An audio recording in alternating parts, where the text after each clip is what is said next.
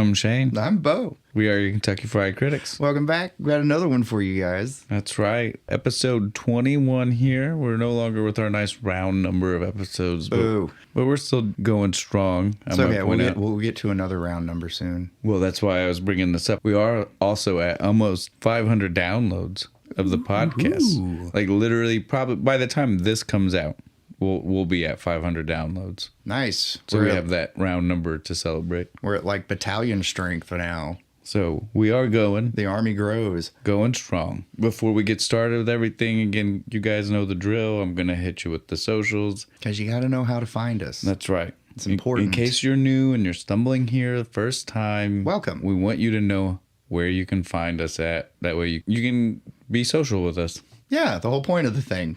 So we'll start with Facebook. Again, Facebook is one of the nice and easy ones. It's going to be Kentucky Fried Critics. You know, if you just search for it, there we are. We're going to find us that way. If you want to look for the URL, it's going to be facebook.com/Kentucky Fried Critics. It's simple. Yeah, doesn't get any easier than that. Then we can go to Instagram. Instagram, also simple. Our handle there is going to be Kentucky Fried Critics.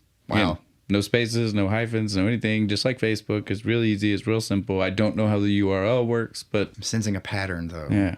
Well, that's what we want. We want it to be fully spelled out for sure. Yeah. At the very least. Bringing us to... YouTube, where it is unfortunately not fully spelled out and no hyphens. And again, if you don't know about the hyphens, you'll hear soon. For YouTube, though, it is completely out of left field. It's the one that hopefully we will be changing soon. And that one currently is at KF Critics. Me.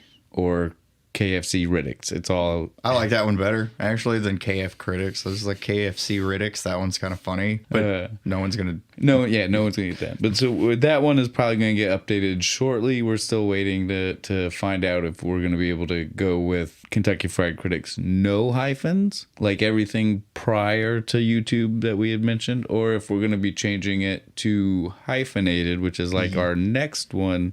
Our website that's hosted by our podcast hosts over at Acast. And so that one's going to be shows.acast.com/Kentucky-fried-critics. I get this just warm feeling in my belly with all those hyphens, you know? Yeah, that's right. The hyphens are Bo's favorite part. I'm weird, I know, but come with me. If you just all embrace the hyphen and give it the love that I do, your lives will be better. I promise.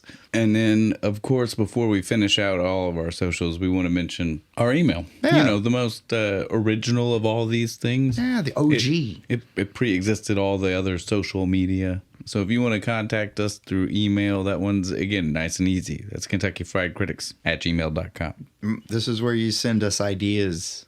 Yeah, because, again, if you send us ideas out in a public forum... We're not going to listen to them. Or certainly they get bumped way down because we can't use it soon. All right. But so, yeah, that is definitely all of our socials. So take it away, Bo. What are we drinking this week? Today we're drinking Guinness-owned Open Gate Brewery's Baltimore Blonde, made in Baltimore. Baltimore Blonde. Yeah, a lot of Baltimore on the bottle. It's definitely a light beer. Oh, yeah, you could Don't let the Guinness of it all fool you. It looks kind of like apple juice, real crisp. We saw Guinness and we were super excited. Because I love Guinness. And the bottle even tells us this is it's the first brewery in the United States since the mid-1950s. Nice. So we saw that. We were intrigued. But yeah, so we definitely had to try it when we saw it. And we were like, I wonder what movie we could use. Baltimore Blonde. Hairspray. Had to be Hairspray. Right? Because that movie's all about Baltimore. And she's... Baltimore Blonde. A big, beautiful Baltimore blonde. She might be a bottle blonde. Still big, counts. Beautiful Baltimore bottle blonde. Do that 10 times fast. That's all right. I won't even try. Typing it in the comments doesn't count, smart ass. So we just, again, it's one of those too obvious not to do type things. We wanted the beer. As soon as we saw the beer, we instantly were like... Hairspray. We knew we could do that. Right. Now, the next part of that becomes, even if you were one of the people at home guessing and you might have figured out that it was Hairspray, did you know which one? Did you think we were going with the new one? You were wrong. No. We're going with the original. Way I better. unfortunately had to sit through about 10 minutes of that one, and I tapped out. I was like, no. Even that one, Baltimore heavy, the very first song, Good Morning, Baltimore. I was like, oh, this isn't going to be fun. Yeah, it's still, well, that one is literally just this one, but a musical. Yeah. Because this one isn't technically a musical. You know, there's a lot of, it's The music heavy. It's music heavy, but it's not music. Like, it's not, they're More not of a singing. dance movie. Right? Because they're not singing. Kind of right? like, what is it, like Step Up? Shit like that. Save the Last Dance. Yeah, where they just do, there's a lot of music and dancing, but nobody's singing. Yeah, exactly. This is the inspiration for those. I'm going to go ahead and say that. Fact. Well, I mean, John Waters is a truly inspirational person. Oh, yeah. That being the director, writer, I don't Writer even know. and director. I saw it in the credits. I was about to say, I thought so, because usually it's a combo with him. He's very... I'm in control of my art, and you will not take it from me. And rightfully so. He makes masterpieces. Yeah, he does. Crybaby. But he also had done Serial Mom, which is a classic one from the mid-90s that I love, and I'd love to come back to if we can ever figure a way out. I feel like I've seen that one. It sounds familiar. Other than Serial Mom and Crybaby, he also did a couple of other movies that were, again, all of his are kind of independent movies. They're not like super like big mainstream. budget. Yeah. But these were maybe more so that people didn't see, which is there's one Pecker, which I do believe was... I've seen this movie. It's a good one. It is a good movie. He's Photography. The photographer guy, and he like goes around taking pictures of like old ladies' bushes and stuff. Yeah. That's a and John sets up a gallery and shit. That's great. That's a John Waters one. And then also Cecil B. Demented, which is a really weird movie. It's all about these people who worship this one filmmaker and then they kidnap him. I don't know. I've seen it once and it was a long time ago. It's pretty crazy. It's a hell of a title. That's the name. That's the person's name. Cecil B. Demented. Like the letter B, not B-E. Ah, okay. It's a weird name. Cecil. Whatever you want to say. Yeah, however you want to pronounce it. Depends on how hick you are, I guess, how you pronounce that. Again, John Waters is just one of those people, though. And if you've never seen him, you probably have, and you just didn't realize it because he is super recognizable. I don't know. He looks like a super skinny Vincent Price, maybe, or something. He likes to rock the weird pencil mustache. Do you not know what he looks like? No, I don't, but that's funny. You do though, because that's what I'm saying. I was like, I probably do, but he's literally in the movie we just watched. He was the psychiatrist, wasn't he? Boom. Oh, I was like, literally, the description I gave was small, but it's so good that I know you can. Yay! Figure it out. But yeah, so again, did the description I give you not get you there? No, it did. I was just like, well, he's in the movie. Who thought, oh shit, that guy. Yeah, so again, John Waters is a person who you've probably seen, even though you didn't even realize because on top of being a director and a writer, he is also an actor, and he likes to do random weird, just like he likes to make a weird movie. He likes to be in a weird movie. He likes to be in a weird movie. He likes to do all the shit. Yeah. He is definitely one of those He'll guys. do the lighting if he's like, no, I want it this way, so I'm going to do it. So in the 80s, he got a little bit of notoriety because he did back-to-back this and Crybaby, both with Ricki Lake. If you don't know who Ricki Lake is... You didn't watch daytime TV in the 90s? Because she had a daytime... Again, you might only know her from that. Were you not sick ever? Yeah, if you only know her from the 90s, then you only know her as a daytime talk show host. Me. That was the mental picture I had when you told me she was in this movie. Keep in mind, though, I know you'd already seen Crybaby before. You just didn't know that was you didn't realize that Crybaby's sister was Ricki Lake. Nope. Sure didn't. There you go. Yeah, that's why she was in Crybabies, because he already worked with her for Hairspray. So she knew she was good. Yeah. He used her as a star the first time and then used her as the backup. I mean, she was probably fine with it. She's like, oh, good. I don't have to memorize as many lines. I don't have to learn dance numbers. And maybe that was a lot of fun. She looked like she was having a lot of fun in the movie. There's a couple of dances in Crybaby, and there's one or two. Yeah. No, there's a couple of them for sure. Because it's a very thematic movie like this movie is. So again, we've already said John Waters is the writer, director. We've mentioned Ricki Lake is our main star in this one.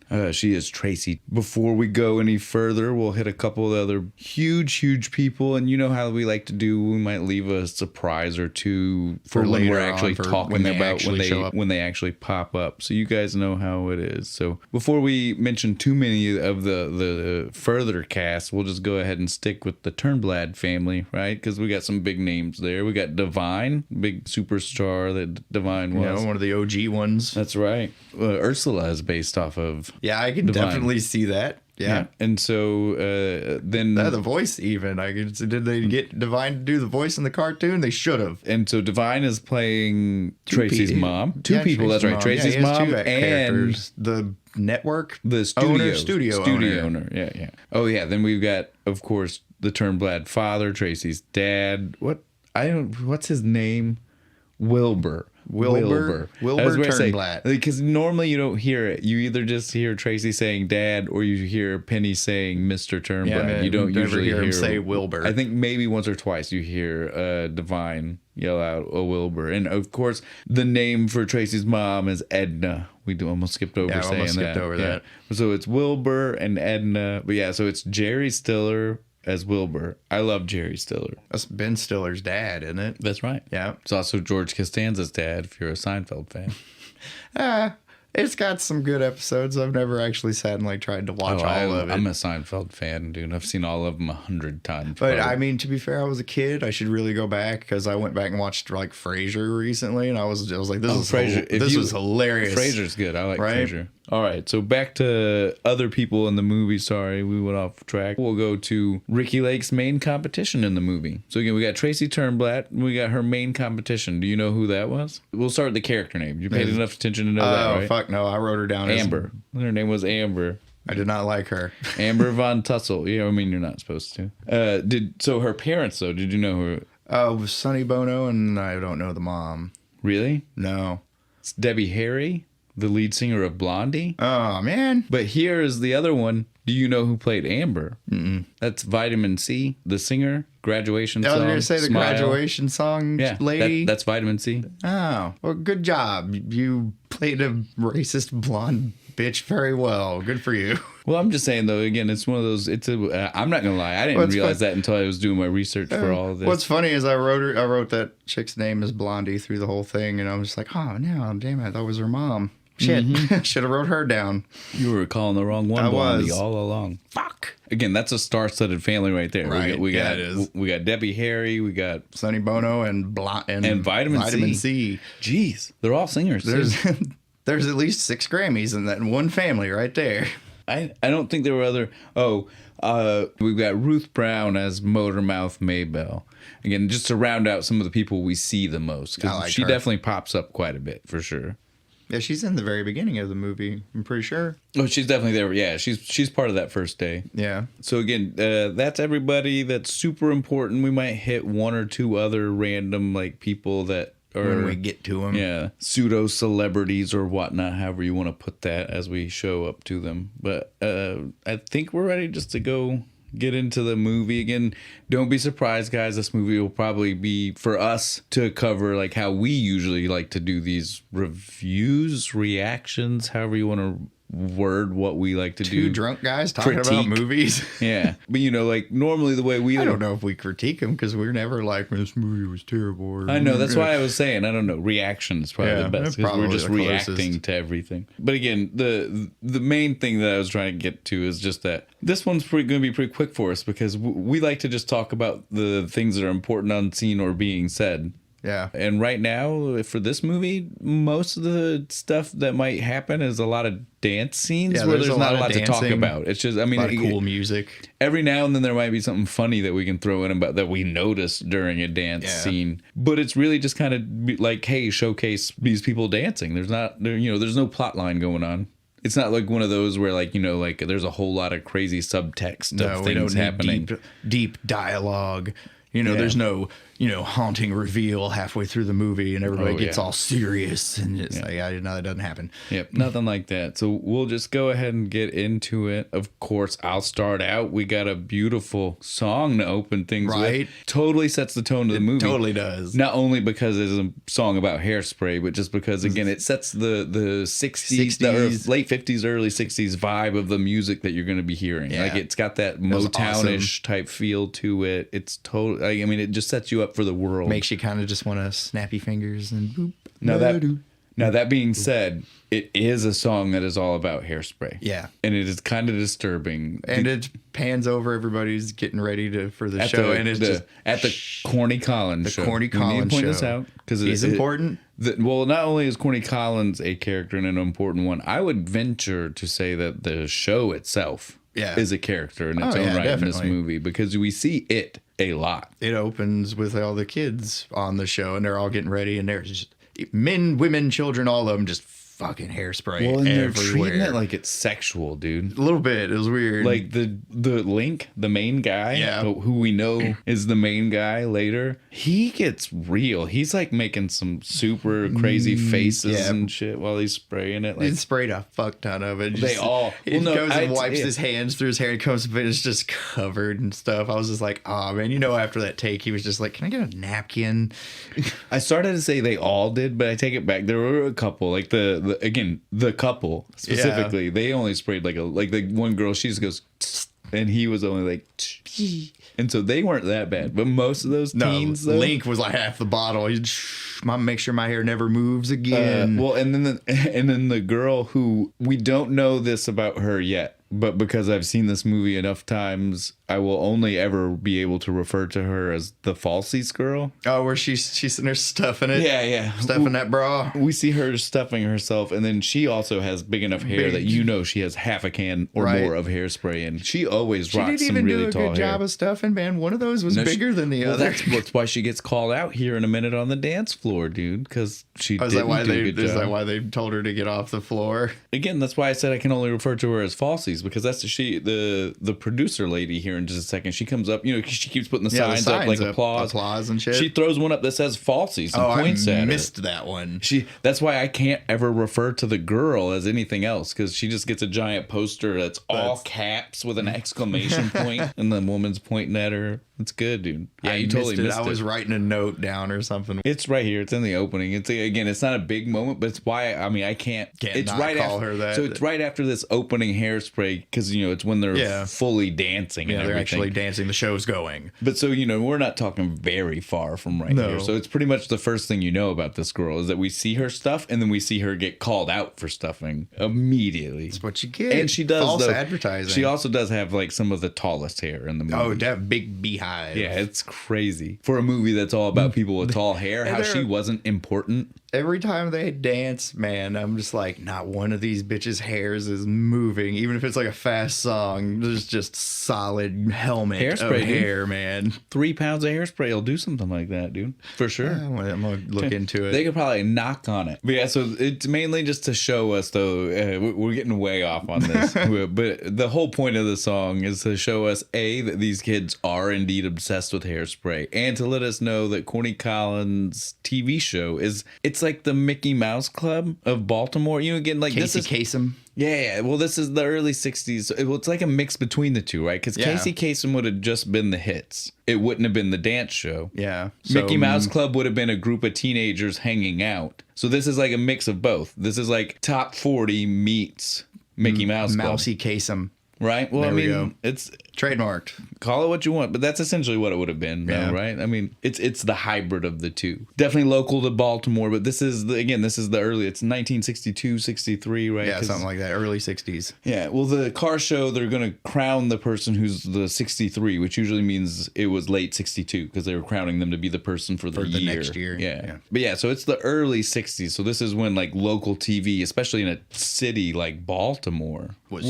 huge. Yeah, like this was broadcast. It was important to Corny's the most popular for sure to teenager show. Preteen? And preteen. Again, this is when it's still preteen. That not perfect, tween. They use the word preteen. That perfect demographic of 12 to 25. I don't know. Right? Back then, this probably wouldn't have included 25. Like in the 60s, think about it. Like you were an adult way earlier than you are now. 18. Yeah. Then. Like nowadays we like to say like 12 to 25 or something like that. But back to 35 now. Yeah, but back in the day though, they really wanted to they considered you an adult. Your adult life started immediately, and you had to shift how you thought of things. The day you turn 18, here's your new job at the factory. Us millennials go find you a wife. Us millennials shifted that whole way of thinking. Yeah, we were like, fuck no, I'm not leaving my parents' house. Adult. You know how scary the world is out there? I'm not going out there. What's an adult? I'm not adulting. Kiss my ass. But yeah, so we're the ones that changed all that.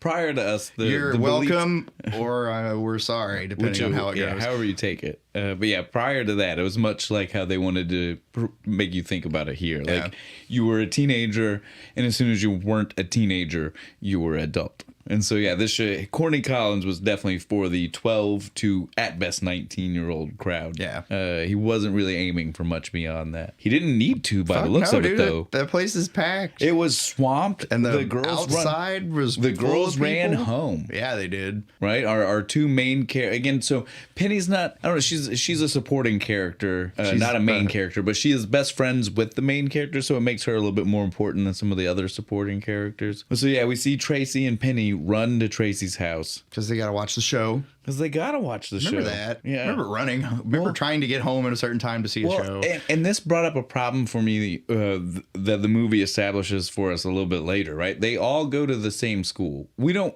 really technically see that until halfway through. Yeah, about halfway through it. I assumed that they didn't until we see this later. But I gotta address this right now since it caused the problem for me. If they all go to the same school, right, and Penny and Tracy barely make it home in time to see the start of the show, how did all the kids that are part of the show get to the show in enough time to prim and prop themselves like we see before the show started? Maybe they just got special permission? They all, right? I don't know. It doesn't make sense. But they all, of course, they've got to be the rich kids. My kid gets to be on TV. Well, they're the rich kids. Up until Tracy gets there, we can see they're definitely the rich kids. Yeah, they're definitely the rich kids. They're the kids of privilege. Let's not say rich. They're the kids of privilege. There you go. Now, that being said, it brings up my next point. We see them run into the Tracy's house, her apartment, which is the upstairs part of her dad's shop. Again, we don't know this when we see it. We just see that it's like a comedy shop, a gag shop. Yeah, because he sells jokes we see the stuff painted on the side of the building as they run inside. But we do indeed find out it's her dad's shop. And they live in the apartment upstairs. Do they own the building? I hope Are they so. renting both? Well, again, if they own the building, why do we keep acting like they're poor? It's Baltimore. I don't care what part of Baltimore it is. They own a building. That's fair. It seems a little weird that we keep trying to address them as poor. Maybe they do have to rent. They rent in the store and well, then the how apartment. lucky are they that they rented both, the storefront and the apartment right above? No matter what, we're dealing with either a lucky or not so poor family. True. There's little plot holes in movies. Aren't they fun to poke at? Sometimes. Those ones just like too glaring. Right? You got to give me an answer here. Which one is it? Are they poor or just stupidly lucky that they got to rent both floors of the building? And that they let him paint the side of the building. Because again, like his advertisements that definitely seems like something you'd have to own. Right? To be able to do. You get what I'm saying here. Yeah. I digress. We got off topic. So they ran home so they could watch the show. They start watching the show. We see... again, like what we already addressed, the show is essentially like... It's just like a dance show. Yeah, it's like Soul Train. Call in to Solid Gold. Yeah, like it's like one of those type of weird shows. Just call in your favorite, and they get like a special dance as they and so whatever. They turned on the TV, and Tracy's mom is dealing with someone. She cleans. I don't know. She does a lot of weird side jobs. You see her through the movie, like constantly just doing with people, weird shit. Hemming clothes and whatnot, random stuff, ironing. But we already see the racism start. Like the woman already starts to say something about the fact that they're going to watch this show about it being. About having a problem with it because she's racist. She doesn't like the fact that they have black people on the show. Was that Penny's mom? No, it was just some other woman because she told Penny as soon as they got there that her mom called, so it couldn't have been her mom standing right there. Some lady on the phone. No, the woman was standing there. It was a woman buying things from her. That's why I said that her mom does weird jobs. What lady was in the room? The woman buying whatever. Again, we don't know exactly what it was that she was doing, but her mom sends her off. She's just like, here's your stuff. I blocked her out, random racist lady. Get the fuck out of here. Well, again, it's hard to do unless you want to ignore half the cast. So yeah, I wasn't ready for the racism. Yeah, we've not addressed the elephant in the room yet, but let's go ahead and address it because we're not going to address it anymore after this. Yeah. This movie is definitely solidly a social commentary about racism, and that's great. It needed to be made, and it definitely does did a great job at it. That being said, we're not here to make our own social commentary about racism. That's not why we picked this movie. It's just really entertaining. I like John Waters. I love Crybaby. I love I'd never seen this. It was good. So we just wanted to do this, and I like this one better than I like the new one. I do refuse to watch the new one. It's not bad, but again, now that we've addressed the elephant in the room, everyone will forgive us if we decide not to mention the word racism again. Because again, that's not what we're here for. We're not for it, but we're not here to talk about it. Yeah, you can go somewhere else. The movie is a social commentary. We agree with its social commentary. That's about as much as we need to say. Yeah, that's as much as you need to know. It's a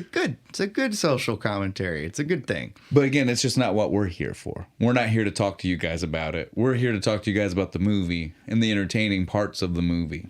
So we will move on and probably not mention this again as the elephant in the room that has been addressed, and now it can just hang out in the corner. Yeah, it can just sit there and be an elephant. You know, we're not going to look at it anymore. We're going to pretend like it's not there. We'll give it a banana or whatever the fuck elephants eat. So we're going to just move right past that. And since now we're moving past that, we're just going to start talking about the dancing, right? So again, like we see these kids dance. We can't say a whole lot once we start seeing a lot of dance scenes after this, but we'll take this opportunity to talk about the dancing as a whole, since it's like it's big dance scene. Very 60s. And these kids put their, yeah, they do. They learn some like crazy dances. Ricky Lake especially. Well, there's not a dance scene in the movie. Well, I know it's for her character, but saying that doesn't even do justice. Like she really, like as an actress, like she put a lot into it. Like she really went for it. She was actually good at it. Yeah, we just needed to say it again. We're not going to be dissecting dance numbers by any means, but if we can't talk about the movie without addressing the dancing and how good the choreography is. They definitely put a lot of work into it. So a lot of research too, and these are like very accurate dances from the 60s. Well, that's a John Waters aspect. He's think about Crybaby. Think about like the greasers and all. He's good. He likes a history book. He wants to make sure things are right. There we go. Why don't we get John Waters to do a historical film? I bet he'd put way more research into it than anybody else. Sure he would. Ridley Scott. I'm sure he would. All right, but so we can get off of the dancing as a whole now. There are lots of them. They are good. Yeah. We're not trying to pretend like these people aren't good. But much like the other thing, it's just not our focus. No. We're not dancers. No, I can't dance for shit. We're not activists.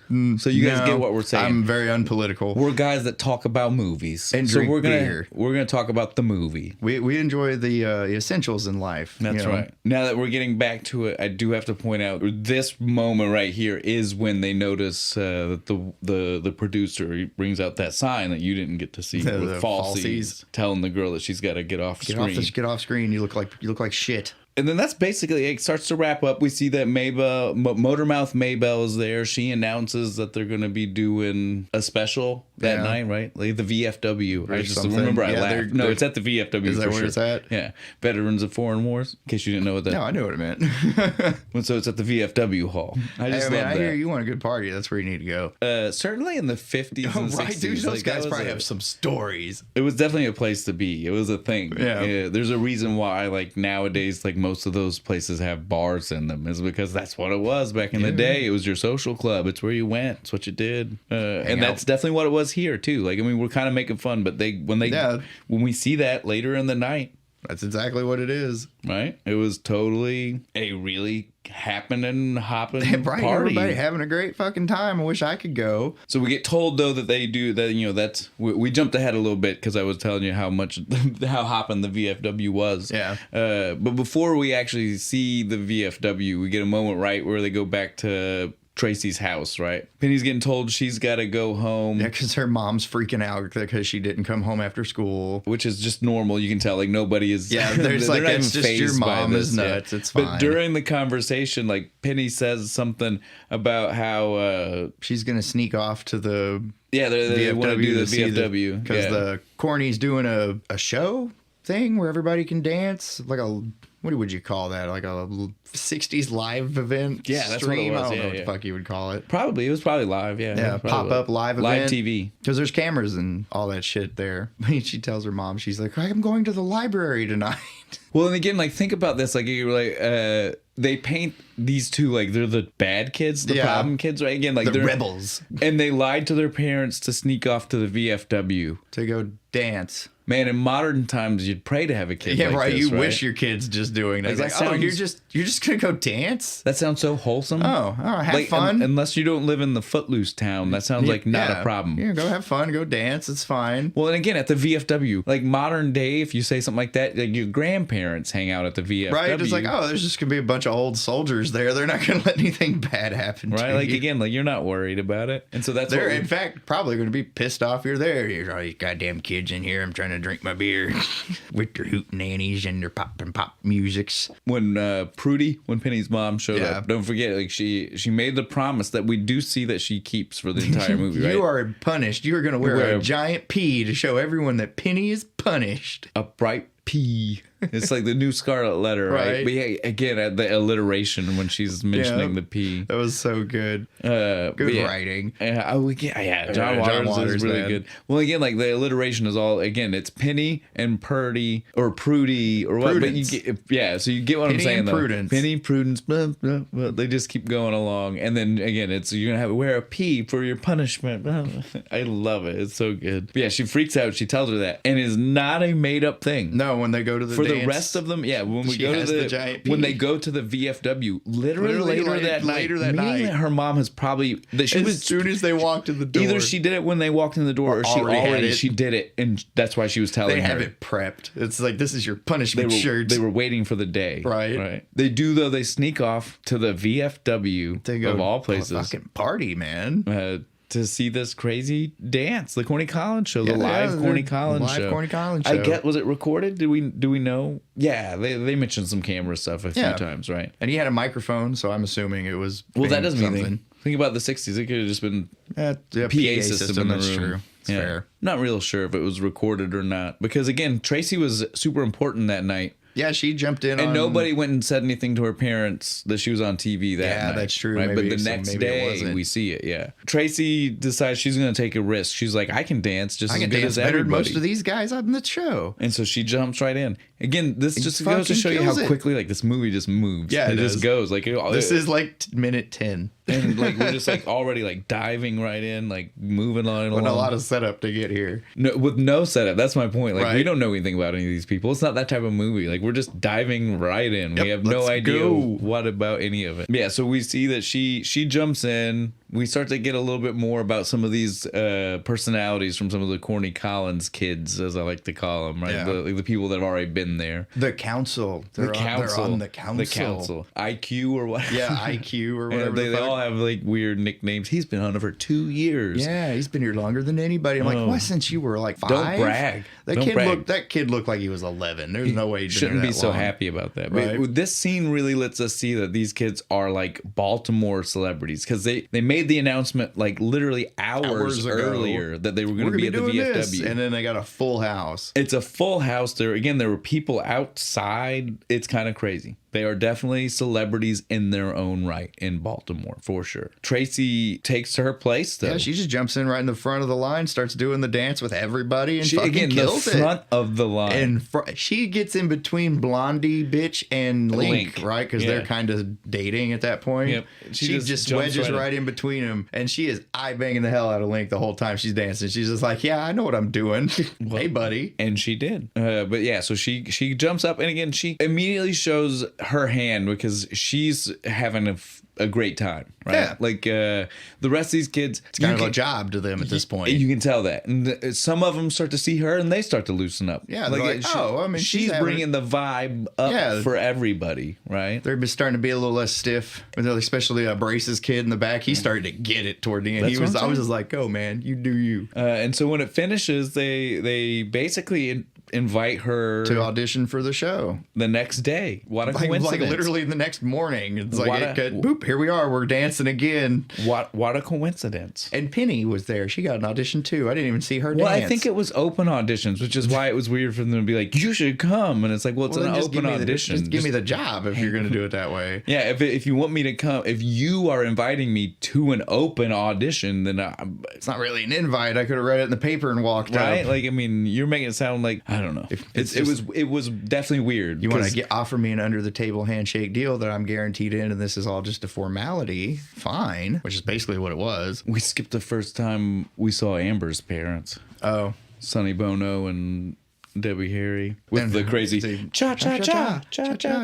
Now do the mashed potato. Yeah. Now the twist. And she's trying to have a conversation with her dad at the same time. Yeah. Again, not crazy. Not crazy. But but it is the intro of the Sonny, late great Sonny. Yeah, exactly. And the chick from Blondie, apparently. Yeah. But it also sets up her mom is a controlling bitch. How crazy controlling her mom is. And her dad is like trying to use her. Trying to use her to help his car lot make money. It's not a car lot. Auto show, whatever. No. Oh no, he runs the carnival or the amusement park, whatever. No, but I agree. I did not. As a kid, I never caught that. I never really paid attention. And as an adult, it was definitely the first, it was until the very end when he's doing the interview that I was like, oh. No, I thought he was the one doing the auto show bullshit but he's for not. The contest. He's not. No. He runs the park. Especially because she's sitting there and she's all like, I'll still be the auto show queen, right? And they're like, of course, honey. Yeah. And I'm like, so it made it really seem like that was like his deal. No, I have it in my notes, car salesman, about him. Yeah, he looks looks like a car salesman. He looks like a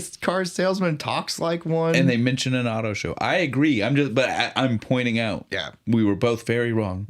And it was very surprising to me. Very surprising. When I watched it back recently, I was like, what? But yeah, so again, it was not an important scene. We can get back to, we don't need to cover everything again. We're done with the VFW show. She did her thing. She did her audition. She's going to be on the show now. Everybody loves Tracy now. Rightfully so. Yeah, she's got a good personality. She's super nice, and who don't like a cute And again, like chick? I said, she's also the one that she brought everybody else's vibe up. She started dancing, and they were like, oh, we forgot what it was like to enjoy bubbly. ourselves. She has a bubbly personality. Yeah, it makes everybody else be like, oh, hey. They were all like, it's like they were like, oh yeah, you reminded us we do Why the like fuck I doing do this to begin with? That's right. Is fun. It was fun. That's right.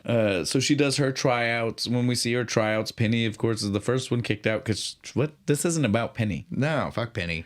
She's comic relief at best. But we see while she's there, one of the other girls, again, we're not trying to bring up the racism of it all, but it is integral to the story. Yeah. She gets told that she should barely even be allowed to try out because it's not the night that they're allowed to be on TV. No. We have tryouts we have a night for that for you all on Wednesday. Yeah, and she said, well, I want to be on every day. And again, this is the point where it's not even, it's just kind of they say it and it's just not even focused. Like, again, it's supposed to let you know that in Tracy's world, she doesn't realize how important big of an issue that is yet. Like, it's just not even on her radar. Introduction to like, oh shit. Though they are treating us different. Yeah, I was like, I didn't. It's the first time she really notices. Yeah. That's what that's supposed to be setting up. And again, I only bring that up because we start to see other people because of this. Like, like she is there with her friend. Sweet? Seaweed. It is literally seaweed, dude. Seaweed? I put sweetweed.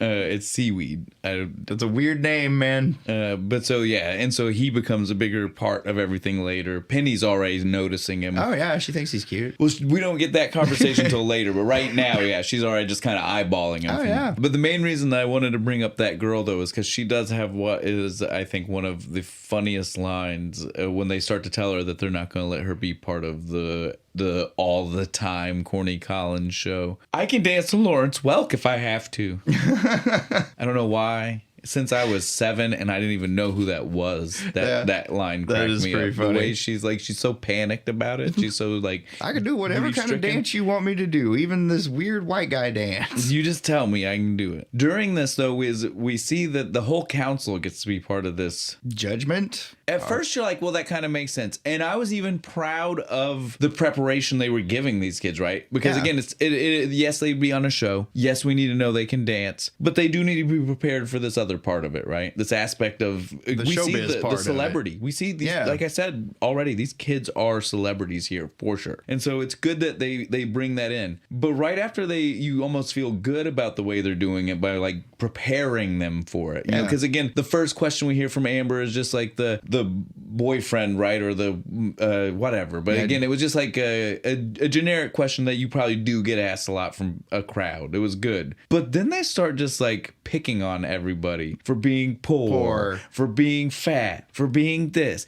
They are just picking on everybody.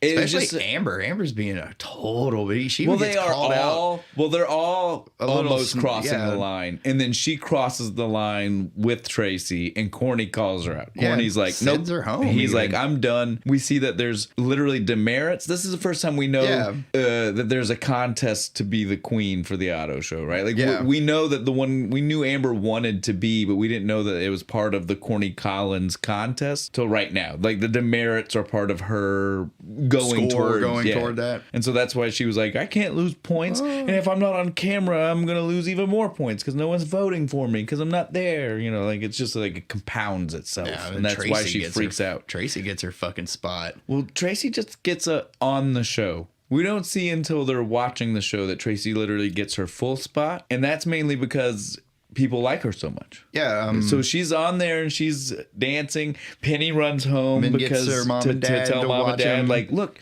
Tracy made it. She got picked. And at first they're just like, what are you doing? Why am I watching this show? I don't want to watch this show. But finally they see her. She is. She's right up. Why is she on there? The mom she is always knocking her down. But in the beginning immediately was just like, I think she looks pretty. Yeah. Leave her alone. Yeah. But yeah, so they're watching her on the show. Her mom makes the comment because now is when she becomes a blonde. She had not previous to now. Tracy was still solid brunette, but right now she again off camera. Yeah, it's just magically it just gets blonder. It's peroxide. Which her mom says. She goes, "Oh, she peroxided her hair." But so yeah, now is when she becomes our blondie, our Baltimore blonde. Yeah, our Baltimore blonde here.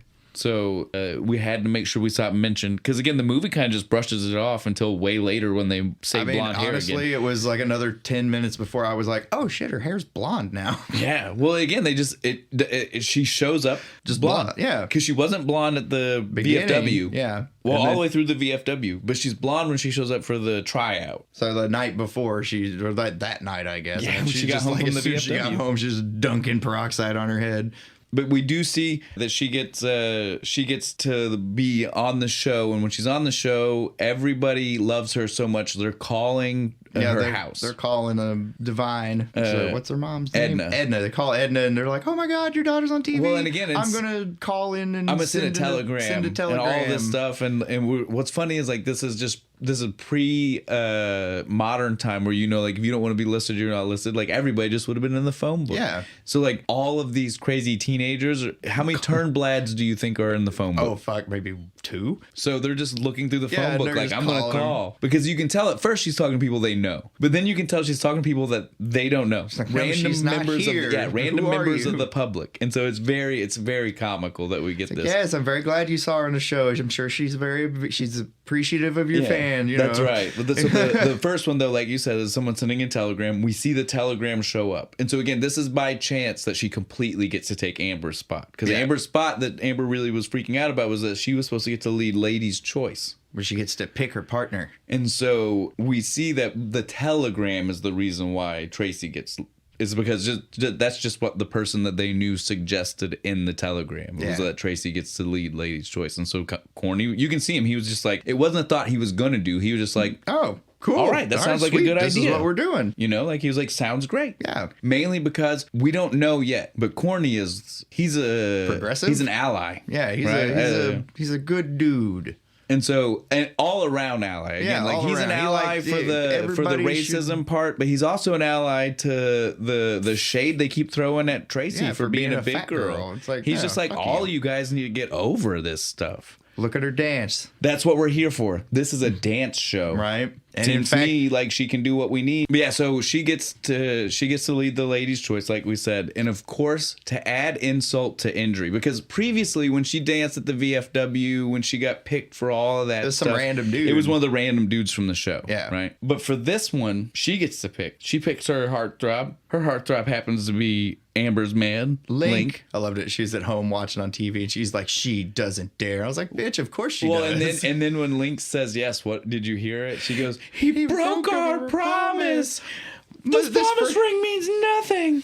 There's a friendship ring even. She's like, this friendship ring means nothing. And throws it on the ground. I died laughing. It was great. It was so good, right? She picks Link. Amber's upset. She thinks her man's being stolen. He might be. Mm-hmm. Definitely at least open. He definitely is at least open to the idea. Yeah, he's like, cool. He likes the attention. Yeah. For sure. Oh, yeah.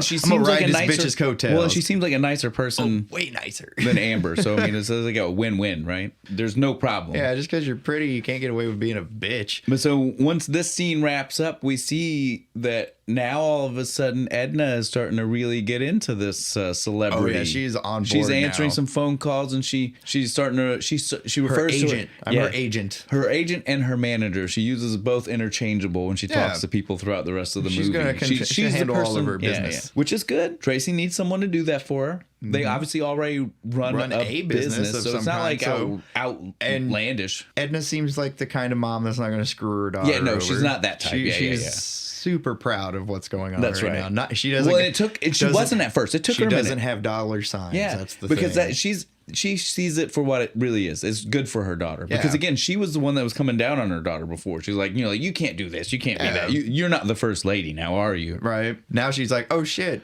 Maybe she can accomplish something. So I'm going to help. I can. I'm going to totally flip the script, and instead of coming down on my daughter, I'm going to be supportive. Again, we see lots of Amber's parents who are like, we can use this bitch to make money. She's going to be a movie star. We see lots of, again, her parents are already not bad people, but we see lots of growth in Tracy's parents. Yeah. Like for people that were already pretty decent, we see them become better by the really good people before it's finished. Legends by the end. We see that now that Edna is embracing this, that she decides that she's going to try to get them something, right? If she's going to be an agent, a manager, then she's going to actually earn something for her kid, right? Yeah. So she takes her to the Hefty Hideaway. Let's address that this is the 60s, and you could not call a plus-size female clothing boutique the Hefty Hideaway today. And you damn sure can't encourage them to eat eclairs and cake when they walk in the door. Here you go, ladies. Mr. Pinky is a character. Yeah, he is a weird dude. I might even go as far to say he's a fetishist. Well, definitely. You know that he just loves them big bitches. But yeah, so he is an interesting character. But so Edna shows up and she's just like, look, you contacted us. He's already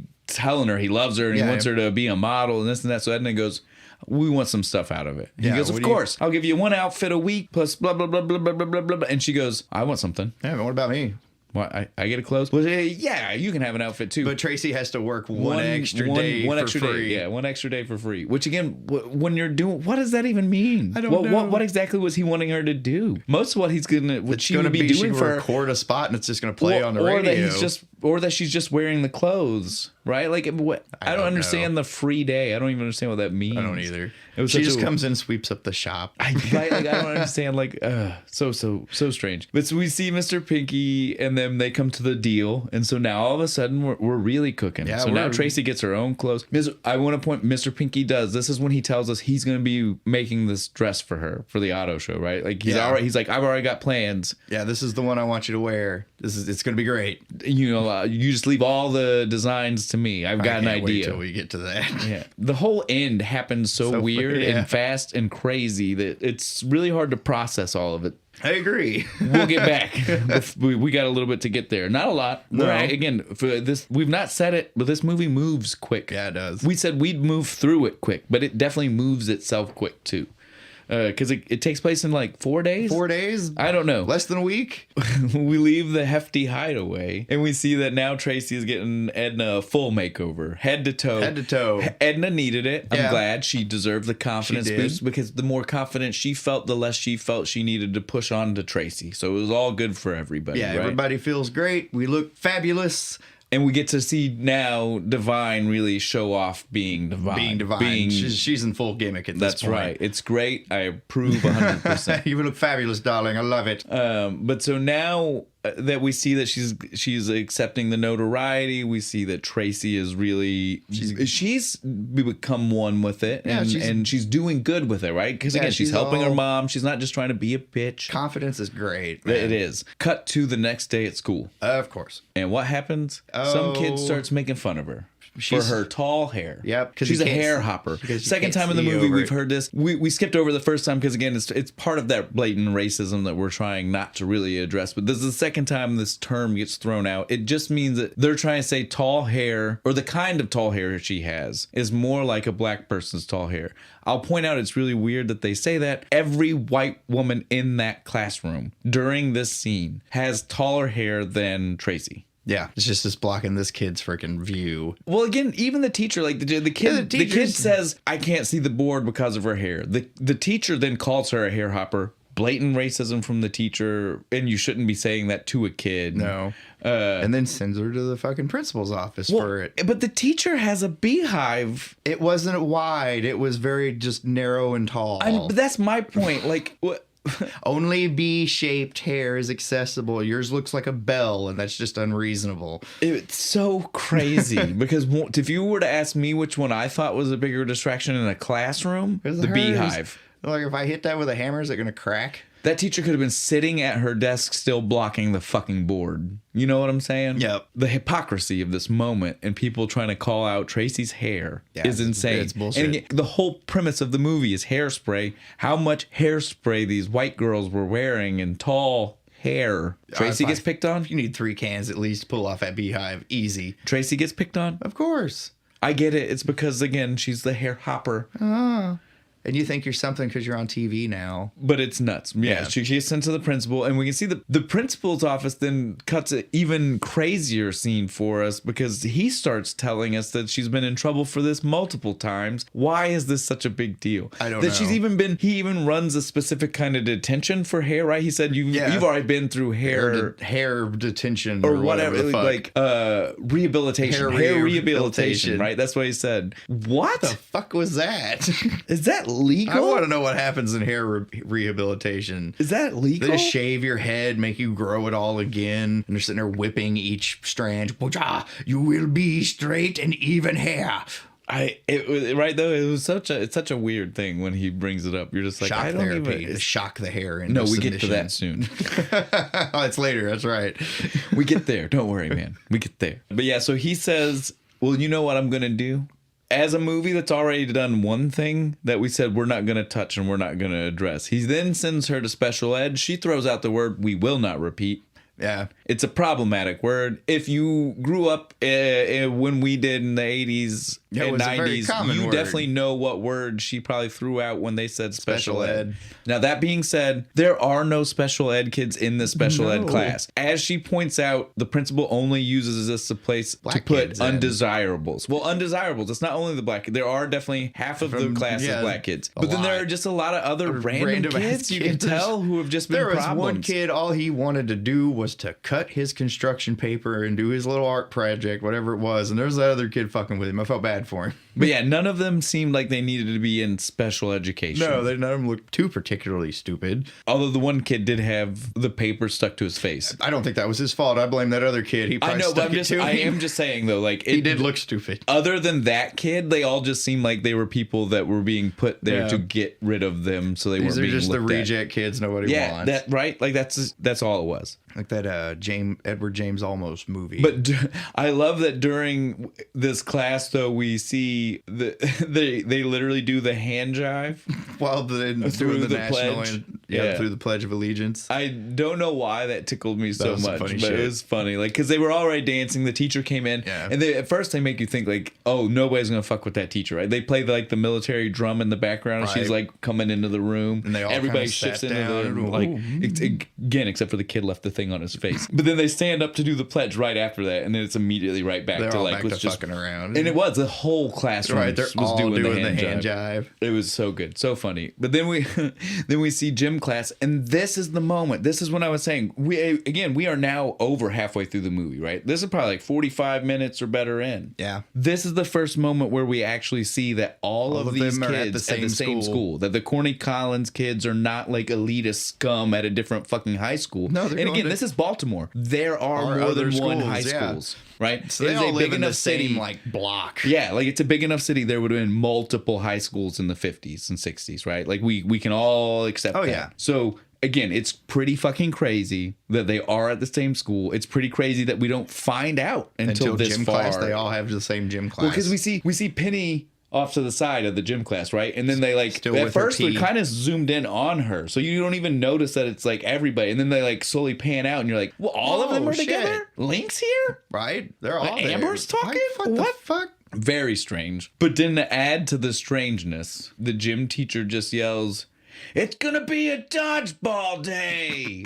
I mean, and who good do day. they play? Well, but who do they play? Let's address this. We Yeah. already got told, we got told by Tracy the kind of students that we're supposed to be in this special ed class. Would it not have been wrong for you then to parade them in front of regular students to be assaulted by dodgeballs? Barred them with dodgeballs? Fuck no, you'd never get away with that when I was in school. You wouldn't get away. You shouldn't get away with that. That is inhumane. Again, what we see in the movie is not that inhumane because none of the people in the class are Mentally in need handicapped. they are not special ed kids. These are all regular kids who are just being hidden away from the rest public. of the school. Yeah. Thankfully, because this would have been a way different scene. Right? It would have been way not. I mean, it's still pretty messed up, but it's not messed up in that way. You know what I mean? Like, it's just messed up because she gets whacked in the head. I will She point gets out. knocked the fuck out. I will point out, I do not believe with an ounce of anything in my being that Amber could have knocked her out by throwing that dodgeball at Fuck her. no, that dodgeball was huge. I don't. And she is tiny. She could not have gotten the momentum no. needed to knock her out No. when throwing this It would thing. have barely gotten to her noodle arms of hers. But so this is the scene that we talked about where Penny finally officially meets Seaweed. Right? Because Tracy met him in the special ed class. And so she was like, hey, that's Seaweed. Seaweed is Motormouth Maybell's son? Son, that's right. Yeah, And son. he's also the character. We've seen him already. We just didn't know he was important. Yeah, he was just in we've the seen background. him. We've seen him with his sister. Again, we don't know it's his sister yet. We find that out very, very shortly. At the very beginning, they were the ones that were trying to get into the VFW and got told they're not allowed in. Yeah. We've seen him later on during the dance part of that. We saw him. He was the person who escorted the girl to the same tryouts. I think it's his older Tracy. sister. He has an older Yeah, sister. they don't and a really younger mention sister. they kind of real quickly. The younger sister is a little bit. She gets more screen time. Yeah, because she's cuter, Yeah. honestly.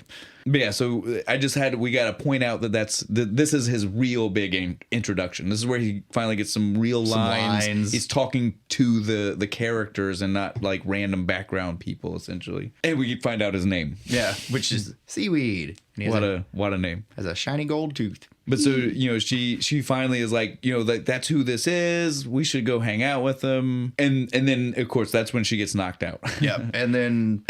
But just because she got knocked out, this is one of those moments where, again, This was like, weird. just to move the story real quick. And again, it takes place in 3 days, but to make that 3 days feel like it's longer and really fuck with your perception of time. Yeah. As soon as she gets knocked out, when she wakes up, Link is there taking care of her And on the field, like yeah, again, not left anywhere. And he instantly is just like, that was so bad sportsmanship on Amber's part. You want to be my girlfriend? Yeah, that was weird. Where'd that come from? I don't know. And then It's like, oh, good. I'm glad you're okay. That was a shitty thing for her to do. You want to fuck? And then while it's happening, Seaweed is hooking up with Penny, right? Like again, Right, they're like sitting they're right all next to just each kinda other. hooking up. Again, it's so. We all just decided in this moment of her being knocked out, we're all going to date. You date them. I'll date him. It's just so strange, right? Right. Again, plays so quick. Because what we can only assume is then also supposed to be the same day, but after school, right? Yeah. We see Link and Tracy already fully going steady. Yeah, they're holding hands. I mean, you'd think this is 6 weeks into the relationship, been dating but for a as while. far as we know, it's just the same day after a school. lot can happen in 2 hours, man. And then we see them and Penny all on the bus. I gotta point this out because Link says something that's absolutely fucking stupid. They're on the bus, right? And Tracy's like, do you know how we're supposed to get there? And he's like, oh yeah, it's fine. Seaweed gave me directions. They're on a bus. The bus will just simply take you there. Seaweed didn't give them directions. He said, Get this on is this the bus. get off here. There's your directions. It was such a line where I was like, what do you mean he gave you directions? The bus says Cherry Hill on it. Well, they get off. Clearly going. They get off the bus, and they literally, as soon as they get off the bus, they turn around, and he goes, that's it. That must be the building. That's where we need to go. Okay. Now that we're done making fun of how stupid Link is. Fuck. He just wanted to sound important. They get off said bus, and they were going to the bad side of town, hence a Motormouth Maybus record store. It's in the black side of town. It is where most people would not have wanted to go. No. Penny's mom tracked down this bus. Yeah. Followed it in a taxi. She was not equipped to go here because she is definitely that white woman. Yes, and was afraid of everything. Absolute terror. And jumps to too many conclusions about everything. She thinks the wino is trying to steal. He just wanted to borrow $1. He's just a drunk man trying to get change. We've all dealt with it. He takes her purse and he gets the dollar. He goes, "Thank you very much," and hands it back to her and walks in. And all those people in the background the woman was laughing. That old lady was sitting on the corner was laughing the whole time from the get go. As soon as he started talking to her, she started laughing. She was always great, scaring the shit out this white lady. Right, and again, he didn't know. He wasn't trying to. Hey, lady, give me $1. I can get fucking the 60s. He could probably get another whole bottle for $1. But yeah, we do see though that the teenagers make it fine because there's no problem here. It's no different than going anywhere else in town, and it shouldn't be. But they make it fine to Maybell's record store. And they're having a I will point out, is Maybell's record store just like the unofficial teen dance club? I guess. Did you notice how many kids? Like, it's literally like all of those teenagers were like, school's out, let's go over to Maybell's. And we're going to dance and stuff. And I mean, she DJs for them, so why not? I mean, I was down for it, but it was crazy.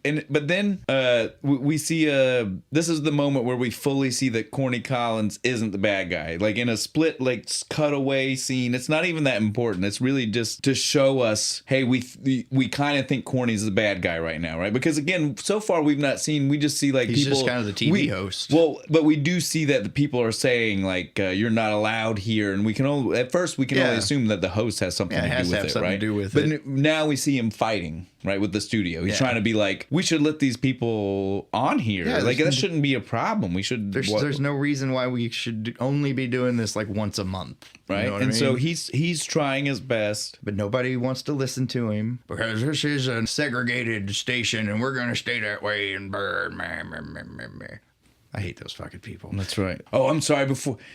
This doesn't even matter. Before we should have done that, technically we should have ended the other scene. The other scene ends when Penny's mom on her quest. We just see that they showed up. They had a good time. They were dancing. That's all it was supposed to be. That was it. But Penny's mom shows up in her same crazy, uncontrollable, manic state. These pulls a knife out. My daughter. She pulls a knife out. Right. On what is literally a record store with an old lady and a bunch of kids, and she's got a blade. I'll cut you. I'll use it. She literally tells Penny she's going to lock her up. Like, the threats these parents do and make to kids in this movie are insane. Yeah, so that wraps up. That's when we saw Corny Collins at the studio. It would have made way less sense if I was like, they went there, then back to... Had to end on a joke, right? Yeah. But yeah, so Corny Collins, we see he's a good guy. He is an ally. He's just doing the most he can from a very stuck position. Yeah, he's just getting stopped every time he tries to turn. Because we find out that it's not even just like it's like the producers of his show. It's literally the studio owner who doesn't like it and is trying to put his foot down. It's like, I don't care how good your show is. He's like, I've given you your one time a month. Be happy. Right? Stop asking for more. And again, this character is played by Divine. We don't get introduced to him yet, but it is his dual role, which is crazy to think about. Yeah. We see Corny Collins, the reason we know he's on their side, the defense he's giving, it's because it was the next day. It's when the next recording. The next studio show. Yeah, when they were recording. Because while that was going on, Seaweed and Penny were outside. He tried to come in again because it was the tween show. Oh yeah, right? the little kids. I remember they're all cute. It was the special tween episode, or excuse me, preteen. They weren't using tween yet. So it was the preteen show. So they showed up outside with the girl. They knew they weren't getting in. Yeah, right? the Seaweed's got his little sister. Like, Lil, what was her name? Little, I don't even remember. But it was so funny. She had so much attitude. Yeah, right. But yeah, so they knew they weren't going to get in. No. So that let's start there. Yeah, they knew knew they weren't getting in. They were there for the protest. They got told they couldn't come in. As soon as they got told, they were outside and they started protesting like segregation sucks, integration now, or something weird like that. You know, there's no reason why we can't dance. Fuck you guys. Yeah, it was. And again, it's all good. But so that's the moment where like somebody sneaks and tells Corny like this is what's going on, and he's like, let him in. And then we see he meets with the studio person, tells him. Yeah, this shouldn't be a big deal. We see that this is divine. Yeah. In the dual role, being like, look, man, I give you one day a month for these things, and you're not going to get extra. It. I'm not gonna buckle today. No, we're a segregated TV station. That's for damn sure. That is the way it is going to stay. But as soon as this starts happening, Tracy gets wind. Because she can finally hear Penny and Seaweed. They're loud enough, right? Yeah. So we see that this was the master plan all along, right? Was to try and bring some notice to this. They were coordinating it because as soon as she hears, she starts the same chant inside. On the inside where people microphones can hear, and stuff can hear her. As soon as she starts chanting, did you see how... again, Amber's mom already doesn't like Tracy because she's like, Tracy is stealing my daughter's thunder. Yeah. And she's that type of like dance mom type mom that's like, no, my daughter's important. So she already doesn't like her, but as soon as she started chanting too, that's when like she started getting super catty. So she was like, oh, she's an integrationist and she's being shitty to my daughter. Oh, I'm not gonna have this. I'm not gonna let this happen. The mission begins now. I take you bitch down. Yeah, so she starts trying to be really hostile to her. Fuck off, man. Divine will eat your ass. But so at that point though, we like the people who don't want to be there, they leave. Didn't they pull Tracy outside and she joins her friends? And then the cops show up and they all fucking bolt.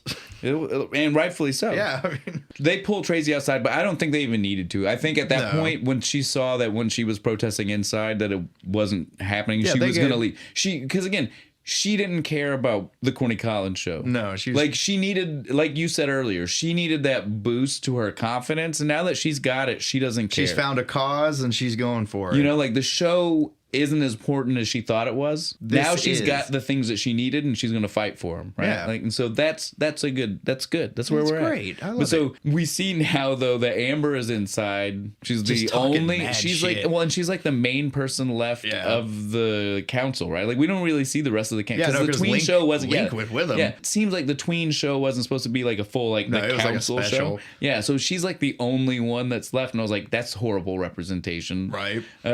Corny Collins already doesn't like her either. No, because he knows she's a bitch. So why are we letting her get away with it? But so she's still there. We see they bring out this musician. He starts making eyes at her the whole time. He's like playing songs. And her mom's like encouraging it, like get up there and whore for him. It's so weird, especially because it's just 12-year-olds all around her. Because again, they specifically use the word preteen, so it means that these are not 14. Those are little kids. The council members would be 14 to 18. This is like 11 to 12. Yeah, these are little kids, like 8 to 11. And he's making eyes at this chick above their heads. Right, like just looking over him and shit. So creepy in a way I can't later barely they're deal like with. making out. I know. No, later, it's like 5 seconds after they start talking. Like he finishes the song. Her mom is like right behind her, like proud. Like, there's a lot of really... You get him. Look, we've skipped over a few of them. There's a lot of really weird makeout scenes in this movie. The first time Tracy's on the show, at the VFW thing, she makes out with that weird dude. Guy, yeah. They're all making out with different people. A lot of gross making out in this movie. Yeah, well, and for no reason. Like, it just happens. Like, you're just like, oh, okay. All right, what just happened? Once we finish up here at our tween and the weird, gross makeout session that's happening, we see where Tracy went after this, right? When she got kicked out of the show, her and Motormouth and Seaweed, Penny, like everybody, all the people you can think of that are important to that side of everything, to the anti-segregation side. Yeah, they're gonna have a rally. That's exactly. They're meeting. Well, and what's weird is it's supposed to be, I guess, Maybell's house, but it still looks more like a dance hall. It looks like an auditorium. Right? Like, it looks huge. You're like, where did they just get the money to rent this place out for? But so we see it's a real dance. Like, they're doing, this is the real dance. This is like Dirty Dancing. This is like down. This is the origin of the twerk right here, and guys. so, like, but during this whole crazy dance thing in the auditorium, she stops to be like, we're going to do this. We're going to protest. We're going to rally. We're going to do this stuff. Fight them in the streets. That's right. Fight them in the landing grounds. We will never surrender. And everybody's getting hyped into it, right? Like they're all like, yeah, all right. I was hype. It was a good speech. It was good. And so then the instantly, again, like we just said, lots of weird, gross makeouts. it instantly transitions from this speech and dance hall thing to the alley, and they're making out. And it's literally both of them though. It's Penny and Seaweed and Link and Tracy making out side by side, and she's like, "This is so romantic." Kicks the rat off her foot. Hardly romantic. But so we see Tracy's parents come looking for her in the car, and they all bolt like it's the cops. Yeah, and I'm like, Tracy's parents are the I know, but again, it's like Tracy's parents are the nicest parents. If it had been Penny's mom, I understand bolting. Then run. Tracy's parents, it should have been like, let's all get in the car. They'll drop us all off. Yeah, we're gonna go to the diner and get coffee now. Right? Like, come on now. This is silly. And then after they run, Penny's mom and dad show up right after that, don't they? Yeah, but first they take a dip into a random house, right? Oh yeah, that's right. I forgot about this. It's such a small scene. It is, but they go and hide in some random It's one of my favorites. The Beatnik apartment. The Beatniks that are so insane. She's like, let me iron your hair. Even the Beatnik chick calls her a hair hopper. Right? The Beatniks, who are like the precursor to the hippie. Like, these are supposed to be people that don't care about things like that. She calls her a hair hopper. Right? And the reason I want to point this out, though, this is this is the only person I had in mind that I wanted to wait to mention now instead of earlier when we were talking about the rest of the cast. Do you know who the guy was? No. The guy Beatnik? But he has the biggest Adam's apple I've ever seen. That's Rick Ocasek, the lead singer of The Cars. Oh, I know that band. Wow, that's how you get that voice. You got to have that giant Adam's apple. The first thing I noticed, he's back there, he's doing that wild painting and shit, and I'm just like, is he choking on something? What is in his throat? But then the girl, the girl Beatnik, all of a sudden's like, you guys want to smoke some weed? When I iron her hair. I want to iron her hair and let's get high. And then she gets really weird. Yeah, no. Once she says let's smoke some weed, she starts pulling out her poetry. She gets uncomfortable. Well, it's not hers. That's Allen Ginsberg. Yeah. She gets uncomfortable, dude. She gets uncomfortable. They're like, all right, we're out. We're gonna leave again, and they run right into Penny's mom and dad. Yep. And so then and they have with them the psychiatrist I mentioned earlier, who was all about aversion therapy. Yeah. So he's shocking her, and he's got this is John Waters himself. Right. He's got the hypno beam with the little swirly on it and shit. He's like, we can fix her. Don't worry. And so they basically kidnap Penny off the street. Again, nobody cares. Because she was dating a black guy. Whatever. That's like the whole reason this happened. Whatever. It was still a lot, dude. It was nuts. And now this is the part we leave that, we see that she's been kidnapped, and now this is supposed to be the day, right? This is the day we would have found out who was going to win the auto stuff. Yeah, but it ends up queen of the auto but show. It ends up getting slightly postponed after the events of this day, right? Yeah. But so when it starts, though, when we first see this amusement park, I just want to say this is the first time, like we had mentioned earlier, this is the moment where I realized that he owns the park. That those things are the same. Because he's doing his TV interview about Sonny the park, Bono. And they're talking about how they're not gonna. That they're staying segregated. Yeah, they're not gonna fuck integration. They're not allowed in our park. We're gonna stay this way. And they even really do a letting little their chant. true colors fly. Fuck you. Letting us know just how much we don't like them. Right.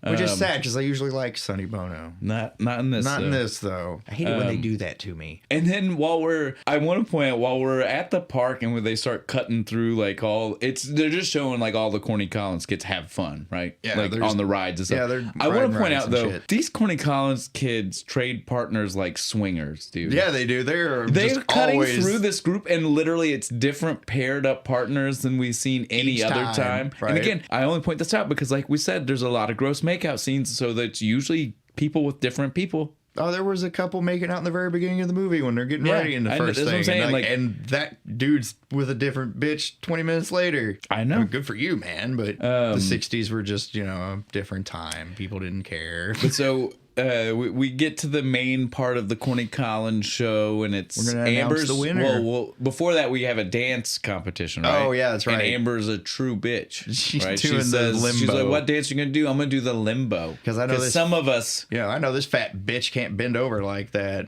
It was a little too much. And she can't. Tracy actually, if you paid attention. Tracy does good. Not after a while, she, No, shit. I know, but I mean, in the beginning, she does better than Amber gave her credit for. Yeah, but still, she couldn't do it. Well, yeah, no, and she knew it. That's what she knew. That's why she did it. I know that, yeah. But I'm just saying, like, I'll give her credit, is what I'm saying, because she did better than what Amber expected her not to be able to do anything. No. She expected her to get mad and freak out, and she was better than that. That's what I'm saying. She's like, "Fuck you." She had the confidence to say, "I'll do it. I don't care. I'll limbo to the best of my ability." Like I feel like Amber's thought was that she was like, "Oh shit, Tracy's gonna be so freaked out by the fact that I called her on that." You know what I mean? And I think that I think Tracy automatically won just by being like, "I don't care, whatever." Like I'm not that. And come on, limbo. That's the dance you're gonna go with. Are we 7? I didn't like doing the limbo when I was 7. But so then her number is finished and it's Tracy's turn. Before we even get Tracy's dance, we see that Tracy is in the lead. Yeah, the scoreboard. So we don't even need her dance. Her dance is just like icing on the cake. Yeah, we should get to watch. Fun. Before she can start her dance, so Amber tries to be a bitch and is like, I see a cockroach in her hair, trying to call him poor. Right. Again, I point out, her parents own a business, may own the building. Yeah, no, she says, my baby's clean. We're clean people. She might have even right then said, we're not poor. Right. Like for the roaches, right? Like she's like, something like that. We don't got no roaches. She's in the back just to be like, fuck you, we're not poor. She's clean. But so then Tracy does the waddle, which we see is one of the dances that we saw. She does a slightly more cleaned up Corny Collins. She's not putting that much ass into it. But it's the same dance we saw from the protest rally, right? She's already mentioned through the movie 100 times that's where she gets most of her dance inspiration from. She's told everybody that it's literally from when it's the Negro Night. Again, I'm not trying to be racist. That's literally what the show calls it. It's Negro Night for the Corny Collins Show. That's when she got her dance moves. Where she watches That's where she learned it. Because we all know they got more soul. Yeah, that's where she got her inspiration from. So again, this is just to let us know that she's still doing that on her own. She watched them the night before, and she's now made her more like. And now you white bitches are mad because I got more moves than you. That's right. She's showing. She's introducing the whole world to something that was only existing in this small section of Baltimore before. Yeah, because y'all wouldn't pay attention. Good on her. But then all of a sudden, some bitch starts a crazy fight outside, right? She threw a cherry bomb. There had already been the protest was going on outside because again, they weren't letting any black people into the show, even though Corny was still going to bat for him. And Motor Mouth is literally part of the promotion of the show. Like it's so crazy. She gets a paycheck from that studio. Well, she was literally again. If we're going to talk about that, the first show of it we see in the beginning of the movie, she's there that night and they told her son he couldn't go in. We don't know it's her son until way later. But we see him get told he can't come in, and later we find out that it is her son and they said you can't go in. That's insane. Absolute bullshit. They treat her like garbage. Well, let's get back to what we were talking about though, because we're going to get off track. But so yeah, there was the protest was outside, but it was like a double protest. Like the people found out that the black people were going to protest, so the white people showed up. The white supremacists were protesting the black people who were protesting, and so one of those white supremacists, she's literally holding a sign that you can see that says something like "Go back to Africa" or some bullshit, some horribly racist shit, and she pulls out like an M80. Yeah, it's a big one. They show it, but then it makes the pop sound like it's one of those like wired together ones. Yeah, it goes off more than once, but it was definitely a big. So everybody she throws something massive. She started a riot. But everybody thought it was gunshots. Yeah, wouldn't you? In this big crowd? That type of fervor going on in a big city. Yeah, I'd immediately be dropping for cover. And so everybody runs, fights break out. Corny Collins gets decked in the mouth. He gets punched in the face. Link's legs get broken. Yeah, what that bitch having her purse breaks? I don't know. This crazy racist lady with a police purse, brutality right to the face with some nightsticks, like two sides, like they coming both sides. Up. It was nuts.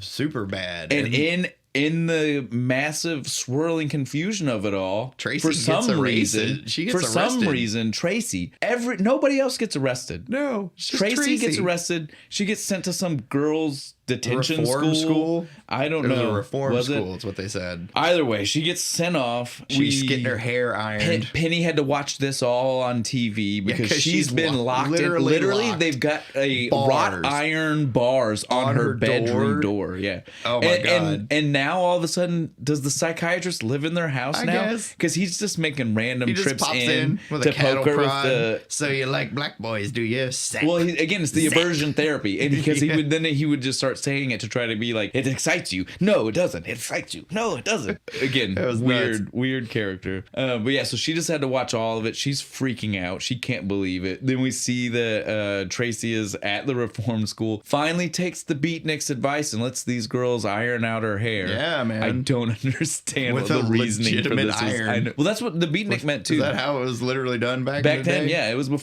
before a lot of real hair irons. They would have ironed your hair with an iron. Yeah, it was so kind of weird full circle though that she got it done after the beatnik had brought it up to her. But so she does. She gets her hair done. She's now watching everything from TV. She sees they had to reschedule everything. There was a full-blown riot. You can't go ahead and announce the winner if there was a full-blown riot. And so what's weird is the day before was the auto show. Did the auto show get extended? I don't know. I don't understand what just happened here, right? Like, it's kind of really hard to follow. We don't have a queen for your auto show. We have to postpone it. This is the part where we said it ends with a lot of really weird shit. Plot holes. Yeah, like it just kind of goes, and it goes really, really quick. Yeah, it does. And they're hoping, John Waters was hoping you weren't paying enough attention. You're having so much fun, you're just not paying attention, right? But so before we get to all of this, like in a brief moment of like before the car show starts, we see that Amber's parents are gonna bomb the event if things don't go their way. Because we see the night before he's working on an alarm clock and dynamite. He's like old school cartoon bomb, and he is making it. And we don't know where it's gonna be till we see them walk in at the car show, and you see her hair. You see the mom's hair is the weirdest beehive. It was the biggest one in the movie. You know instantly that's where the bomb's at. He's even built a little trap door in it. He just opens it and pops it in. But so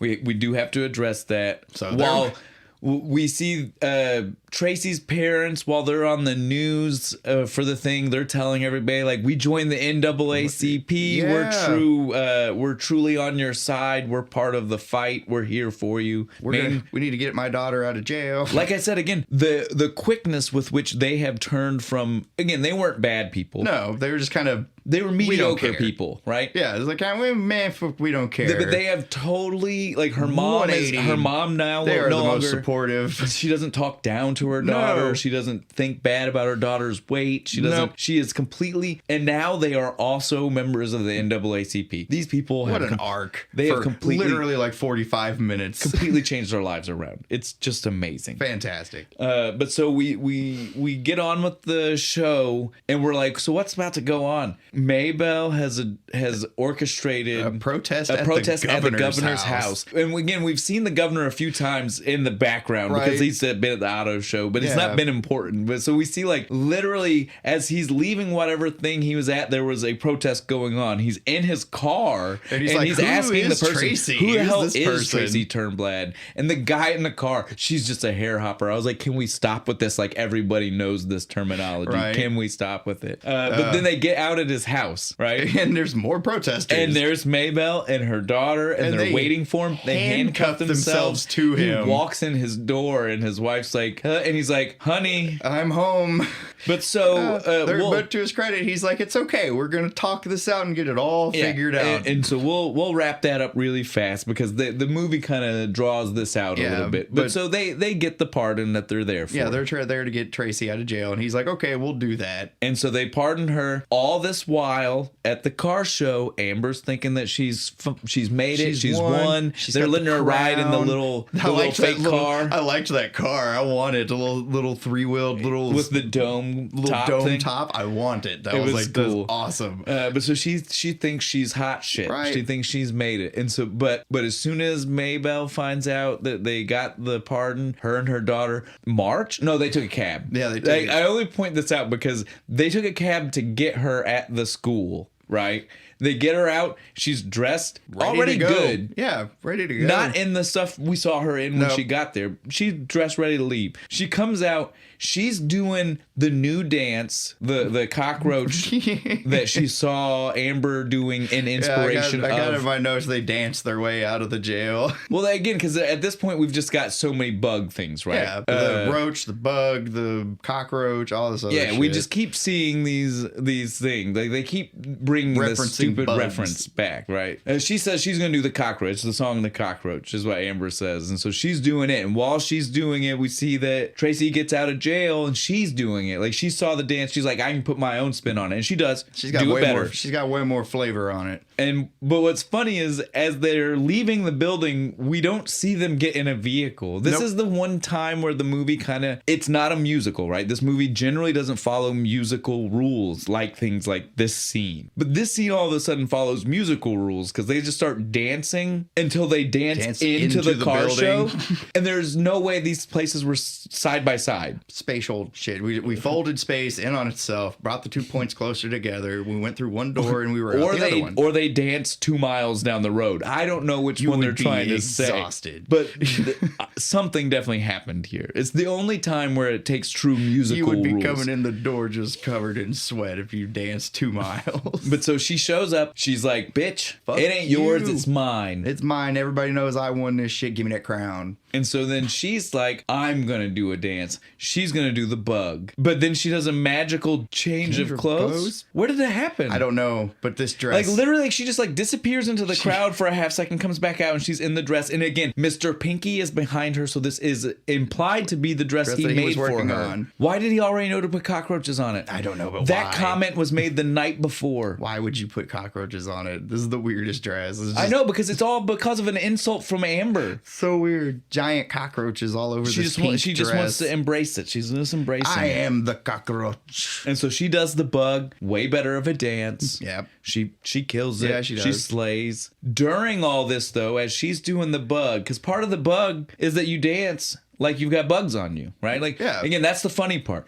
Amber's dance was like the cockroach, and it was all like what you would do to step on a cockroach, right? Yeah. And so Tracy was like the bug, and then she's like, dance like you got bugs on you. Did you see the one guy? He's like reaching into his pants.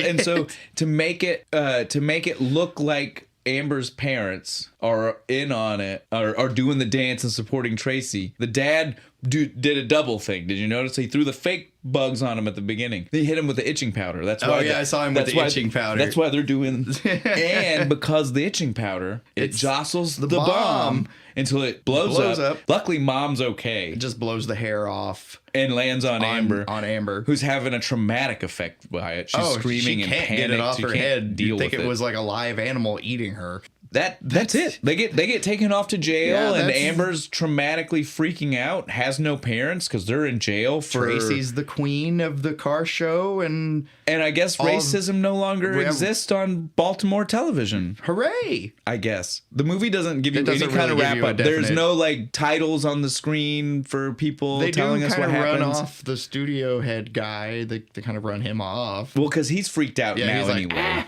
He can't control. Yeah, he can't control anything anymore. I've been invaded. It doesn't work the way he wants it to. No. That's our movie, guys. That was it. It's a fun ride. Yeah, it was. It was a super fun movie. I suggest if you've never seen it, watch it. Yeah, it's really great. good. I hadn't seen it. I had seen the remake or part of it, and I went into this not hopeful, despite what everybody around me was saying. Because you, Dee, my sister, people at work, they're like, "Oh, it's great," and I'm over here. I'm like, I can't believe you. It's good though. It was. I really liked it. I'm glad. I love it when I'm surprised like that. That makes me happy. I'm glad that we could surprise you with that one. What'd you think of this, though? What did you think of this beer? I like it. It's super easy to drink. Yeah, right? this is a dangerous one. I could just keep drinking this. It's very light on flavor. Like, not in a bad way. I'm not trying to say it's bland. I just mean, like, it's not the kind of thing where, you have to sit down in between drinks because of how much flavor is going on. It's not heavy. You can literally Guinness. just like throw it back. Yeah, dude, right? I could just drink gulping at a time. If you I would be so drunk before I realized it with this. It's really nice. It's a well-deserved serve twist from what they normally serve. Oh, yeah. Right? Like, this is definitely, normally you think Guinness, you think, man, I can drink one of those. Yeah, I can drink one of those, and I'm going to be so full that I can't stand up. No, this one I could drink a bunch of these. Definitely good. Definitely recommend it. Everybody should go look try into it. them and try them. Open Gate Brewery Guinness Baltimore Blonde. Maybe try it and watch the movie. Yeah, try and watch this movie. Again, great combination. It is. It was really You can't good. get better than a Baltimore Blonde for a Baltimore Blonde, guys. No, just wish they were a little bigger, like my girl here. What are we doing? Next time, man? Next time, we're doing Brewdog Brewery's Punk IPA. So, you all know the game at this point. You want to play the game, you go in the message, you write in what you think we're going to be doing next week based off Brewdog Punk IPA. What could we be doing? Drop it in. Let us know. Yeah, let us know what's up. All right. Well, I think that's everything, man. All right, cool. Good night, Baltimore.